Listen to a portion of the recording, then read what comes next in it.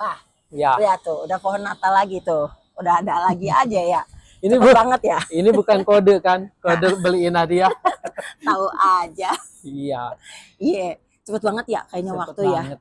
Minggu Tiba-tiba. ini ya, minggu Iya terakhir ya. benar loh, minggu ini udah minggu terakhir. Wah, terakhir apa tuh? Minggu terakhir tahun liturgi. Tahun liturgi, tahun gerejawi Iya, ya. iya. Minggu terakhir ini disebut katanya Minggu Kristus Raja. Kristus Raja. Keren ya, Kristus Raja. Kenapa sih ya kita sebut dia sebagai Kristus Raja? Ini tiap tahun loh. Tiap tahun tuh kita harus menyiapkan bukan cuma sekedar Minggu Advent, tapi menjelang kesananya tuh di akhir itu adalah Kristus Raja. Tutup tahun itu ya. Tutup tahun liturgi nih. Kenapa sih kita sebut dia jadi Raja tuh? Iya, bacaan Injil minggu ini kan menarik dari Injil Yohanes itu ya, Yohanes 18 ketika Yesus itu diinterogasi sama Pilatus tuh. Dari interogasi itu Pilatus sangat kuat menekankan, apakah kamu raja orang Yahudi? Enggak, bukan aku loh. Oh, itu Pilatus ya. Iya. Nah, dari situlah kemudian Yesus tidak bungkam nih dalam Yohanes itu. Malah dia kemudian menguraikannya. Dia tidak menolak bahwa dia raja, tetapi dia mengatakan kerajaanku bukan dari dunia ini. Iya, iya. Kadang-kadang kan kalau kita bicara soal raja ya, Pak ya. Ya yang ada di kepala tuh atau yang terpikirkan kita itu ya raja dalam pengertian yang umum ya. Ada istananya, ada daerahnya. Pasti kan raja. Kekuasaannya, Betul, tapi kan wewenangnya, benar. gitu ya. Ketika kita bilang Kristus Raja kan tentu pengertiannya nggak kayak gitu kan. Ya, padahal diungkapkan tuh dalam Yohanes itu bahwa Yesus Raja itu sebetulnya Raja kebenaran. Aletheia. Aletheia itu adalah Raja yang mengungkapkan kebenaran misteri ilahi. Misteri yang bagaimana? Yaitu misteri bahwa Allah mencintai manusia.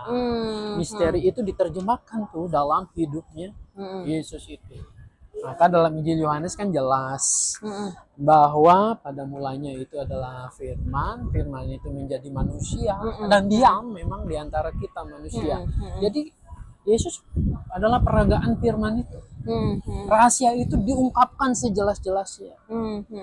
Maka seharusnya yang terjadi, manusia itu harus menyambut dan menerimanya.